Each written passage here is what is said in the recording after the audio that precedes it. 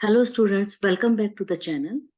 In the previous videos, we have studied alimentary canal and the digestive glands. Histology of alimentary canal is also covered. So now we are starting with the physiology of digestion here, and we'll be studying how the digestion is occurring in the mouth and in the stomach. In this video, I am going to explain you only the digestion in the mouth and the stomach. Next video, we'll be discussing about the digestion in the duodenum.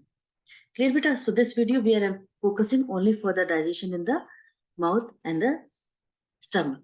So see, first of all, two types of digestions, mechanical digestion and chemical digestions will be there. Mechanical digestion in the mouth will be done with the help of the teeth, we say mastication. And in the stomach, with the help of the muscles movement, we say churning movement. So mechanical digestion means trying to break down the big pieces into small pieces, and for chemical digestion means we are using the help of the enzyme. So right now we are starting with the buccal cavity. So in the buccal cavity, if you see, buccal cavity is performing two functions. First is mastication of food, and second is helping in swallowing. So who is helping in the mastication? Teeth and tongue.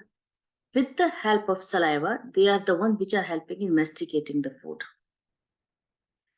Okay, and if you know, we have already discussed what does saliva contain. Saliva contain enzyme, it contain electrolytes, okay, and obviously mucus. The mucus in saliva will help in lubrication and adhering the food particle. Which food particle? Masticated, means which has been broken into small pieces, into bolus. So mucus is helping to make the bolus of the masticated food, and this bolus is then transferred into the pharynx, from pharynx into the esophagus. The bolus is then conveyed into the pharynx, and from pharynx then into the esophagus, and the process which is helping the pushing the food into the esophagus, that is known as swallowing, or you will say degulsion. Is it clear? And the bolus will go down into the stomach through esophagus, and the movement which is helping the bolus to move down into the esophagus, that is known as peristalsis, which is by the rhythmic contraction of the two muscles.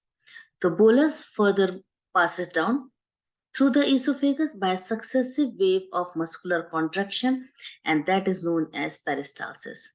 Is it clear? That is known as peristalsis.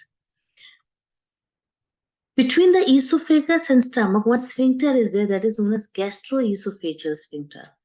So gastroesophageal sphincter will control the passage of food into the stomach.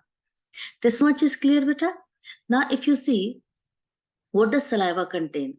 Saliva is actually containing electrolytes, that is sodium, chlorine, bicarbonate ions, and potassium ions.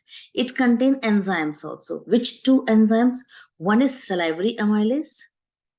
Clear, beta? One is salivary amylase and second is lysozyme. So saliva contains two enzymes. One is salivary amylase, one is lysozyme. Now, if you see, what is the role of the salivary amylase? Salivary amylase is the one, if you can see, is the one which is actually acting on the starch to break down the starch into maltose. The salivary amylase, you can write, it is also known as ptyalin, and its work is to break down the starch into maltose. So 30% of the starch is digested here only. 30% of the starch is hydrolyzed in the mouth only with the help of an enzyme that is known as salivary amylase. Now, what is the role of the lysozyme? Lysozyme, if you see, lysozyme is the one which is antibacterial. It prevents infection. I hope so this much theory of NCERT, each and every word is clear, beta. Now see next. You can see in this diagram, you try to focus carefully. This is the bolus. Okay, beta, I'll just highlight it. This is bolus. Clear? The direction of the bolus is in this way.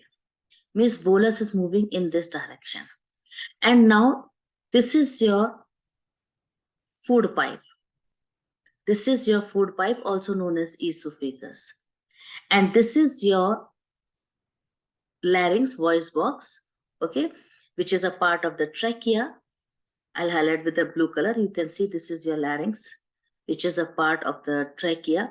And here is one aperture is present that is known as glottis. You can see now, to close this glottis, they are having epiglottis. So this is the structure epiglottis which will be closing. So first of all, this is the path in this diagram, A diagram. The food is pushed right now, bolus is being pushed into the pharynx region. And after this, if you see, after pharynx region, it is coming into the esophagus. You can see in the second diagram, B diagram, you can see carefully the pharynx epiglottis is closing the glottis. Okay, beta. This epiglottis I'll use and see the color, beta. I'm using this color. This is epiglottis, which is closing the glottis. This glottis is there, it is closing. And as a result, food, if you see, food is pushed into the esophagus. So this is the pharyngeal stage of swallowing. Now, this is peristalsis is going on. And if you see in this diagram of peristalsis, you can see this is the area where the food is present. This area where the food is present, in this area, it is a longitudinal muscles are contracting. Here longitudinal muscles are contracting. I am highlighting with the yellow color. The area where food is present, their longitudinal muscle is contracting. And the area above the food, see here this area, I am using the green color. Clear beta, here which muscle is contracting? Here if you see carefully, it is a circular muscle is contracting. If one muscle is contracting, second muscle is relaxing at that time. If in this area, circular muscle is contracting, above the food, if circular muscle is contracting, it means longitudinal muscle is relaxing. In the food area, longitudinal is contracting, it means circular muscle is relaxing. And this is the method of peristalsis by which the food is pushed from the esophagus reaching to the stomach. And this is the sphincter. You can see this is the gastroesophageal sphincter, beta. Clear? This is sphincter. Now food is entering into the stomach. So I think so, digestion in the mouth and how the food is passing down from the buccal cavity into the stomach, this much topic is clear. Now see the digestion in the stomach. Before we discuss the digestion in the stomach, let us see gastric gland. This is the diagram of the gastric gland, and if you see, it contains, this is the beta, see here, mucous neck cell. You can see these are the mucous neck cell, and what are they secreting? They are secreting mucus and bicarbonate ions. Please, this is very important question area. Students will not be able to think कि bicarbonate present in the gastric gland secretion, because we know gastric gland will produce HCl, so our mind always says HCl, we will not think for bicarbonate. This is very, very important question area. Clear? The first is these are your mucous neck cells which are secreting mucus plus bicarbonate ions. Second, if you see, second is your these are your parietal cell. Clear beta? These are your parietal cell. Parietal cell are the one which are secreting the acid, that is HCl and calcium intrinsic factor. And calcium intrinsic factor is the one which help in the absorption of vitamin B12. Next, if you see, these are your third, if you see the third category is the chief cell. Chief cell is the one which is secreting pepsinogen. It is secreting pepsinogen and it is secreting gastric lipase also. That is also important. Please, it is secreting gastric lipase also. So you can see here, the parietal cell is producing what, beta? You focus the diagram carefully. Parietal cell is producing HCl. Clear? Parietal cell is producing HCl. And what is chief cell is producing? Chief cell is producing pepsinogen. HCl is the one which is going to convert pepsinogen into active pepsin. And this pepsin will break down the protein. That is why pepsinogen is also known as proteolytic enzyme, because it is going to break down the protein. So it is also known as proteolytic enzyme. Clear, beta? Now let me show you the theory of NCERT. You can see the mucosa of stomach has gastric gland. In the histology of the alimentary canal, in that video, I try to explain you that the innermost layer that is known as mucosa is making gastric gland in stomach. It has three types of cell. One is mucous neck cell, which secrete mucus. And what does mucus contain? Mucus contain, along with the mucus secretion that is slippery nature, it contain bicarbonate ion also. You can see mucus and bicarbonate present in the gastric juice.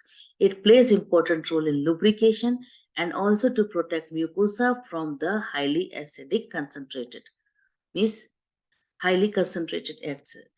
So bicarbonate ions are present. I hope now you are able to understand. It's NCERT line only. Second, if you see what does it is containing, it containing peptic cell, also known as chief cell, which secrete inactive enzyme, and inactive enzyme is also known as proenzyme, and the name of the inactive enzyme is pepsinogen. Clear beta? Pepsinogen. So proenzyme pepsinogen on exposure to HCl get converted into active enzyme pepsin. And this pepsin is a proteolytic enzyme, means it is going to break down the protein. It is converting protein into proteose and peptones. Clear beta? Now third one. See the third. Parietal cell, also known as oxantic cell. What are they secreting? They are secreting HCl, they are secreting intrinsic factors, and intrinsic factors, they are responsible for the absorption for vitamin B12. Clear beta? Now I'm using another color, you can see. HCl is making the pH acidic 1.8, which is necessary for the function of pepsin enzyme. Is it clear beta? Now if you see, when I was explaining you the diagram, the chief cell is producing small amount of gastric lipase also. So you can see here, small amount of lipase are also secreted by gastric gland. So this is the one which we have already covered from the diagram. Now extra information, if you see carefully, in the small children, another proteolytic enzyme is also present, that is known as renin. So focus please, renin is also a proteolytic enzyme found in the gastric juice of infant to digest the milk protein, and milk protein is casein. Milk protein is casein. So food is stored in the stomach for nearly 4 to 5 hours, and after this, when it is mixed with the gastric juice, now we say it is chyme. The food, after mixing thoroughly with the acidic gastric juice, and churning movement means how the mechanical digestion is going on. By churning movement, it is known as chyme. This only I was trying to focus it.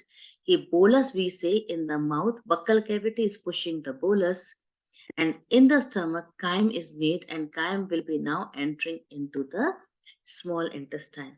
In this video, my focus was to explain what digestion is occurring in the mouth and in the stomach.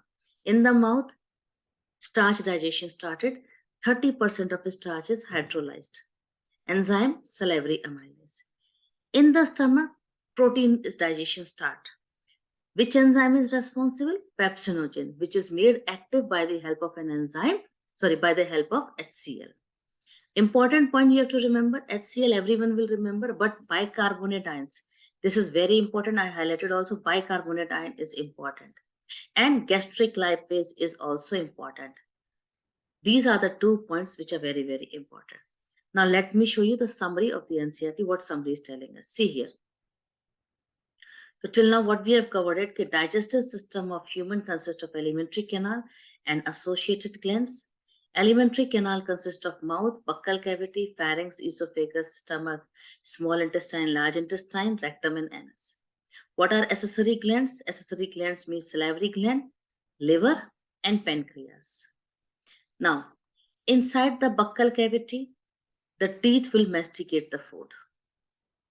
Tongue will taste the food and manipulate it for proper mastication by mixing it with saliva.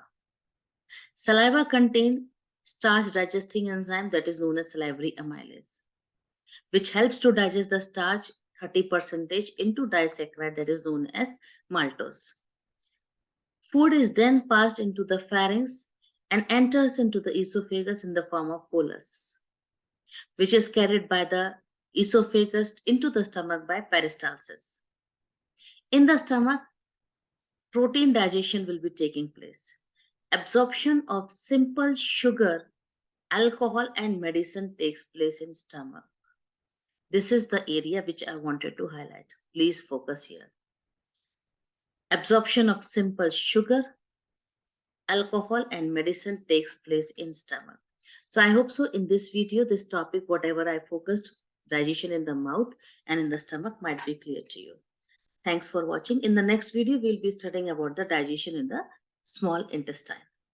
Thanks, Peter. Thanks for